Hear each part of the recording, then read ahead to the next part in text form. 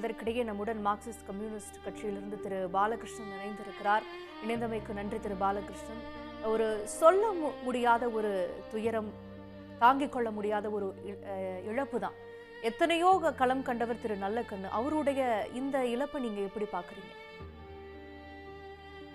வணக்கங்க. அதாவது தமிழ்நாட்டு அரசியல்ல ஒரு மூத்த அரசியல்வாதி, இந்திய கம்யூனிஸ்ட் இயக்கத்தினுடைய முந்தைய தலைமுறையோட கடைசி பிரதிநிதியா இருந்த தோழர் நல்லக்கண்ணு அவர்களுடைய மரணம் இயற்கை இருக்கிற செய்தி ரொம்ப அதிர்ச்சியா இருக்கு.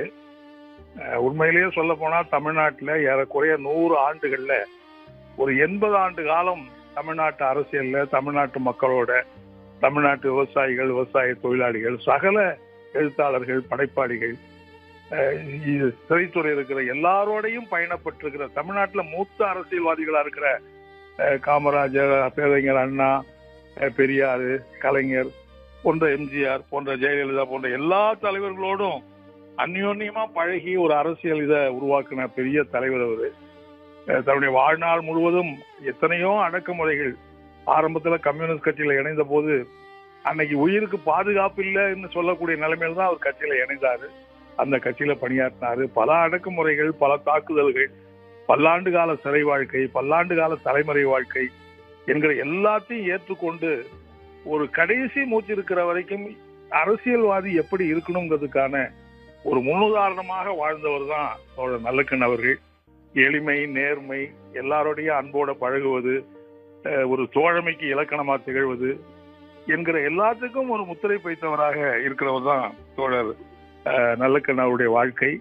உண்மையிலேயே அவருடைய காலத்தில் நாங்கள்லாம் வாழ்றோங்கிறது தான் எங்களுக்கு பெருமையா இருந்தது. அப்படிப்பட்ட ஒரு இழப்பு என்பது இந்திய கம்யூனிஸ்ட் கட்சி, கம்யூனிஸ்ட் இயக்கத்துக்கு மட்டுமல்ல, ஒட்டுமொத்தமான தமிழக அரசியல் உலகத்துக்கு ஒரு பேர் இழப்பாக அமையும் என்றுதான் நான் இந்த நேரத்தில் தெரிவிக்க விரும்புறேன். அவருக்கு என் சார்பிலேயும் மார்க்சிஸ்ட் கம்யூனிஸ்ட் கட்சியின் சார்பிலேயும் நெஞ்சார்ந்த ஆழ்ந்த இரங்கலை தெரிவித்துக் கொள்வதோடு அவருடைய மகள் மற்றும் குடும்பத்தினருக்கு என்னுடைய ஆழ்ந்த இரங்கலையும் தெரிவித்துக் கொள்ள விரும்புகிறேன். நிச்சயமாக ஒரு தனக்கென வாழாத, ஒரு பிறர்க்கென வாழ்ந்த தன்மை உடையவராக இருந்திருக்கிறார் திரு நல்லக்கண்ணு அவர்கள். 101 வருடம் வாழ்ந்திருக்கிறார். அதுல பெரும்பான்மையான நாட்கள் மக்களுக்காக உழைப்பதற்கே செலவிட்டிருக்கிறார். அப்படிங்கறதெல்லாம் எத்தகைய தன்மையாக அமைஞ்சிருக்கு. தனக்கு கிடைச்ச ஒரு பரிசு தொகையை கூட தனக்குன்னு வச்சுக்காத ஒரு தலைவராக இருந்திருக்கிறாரு.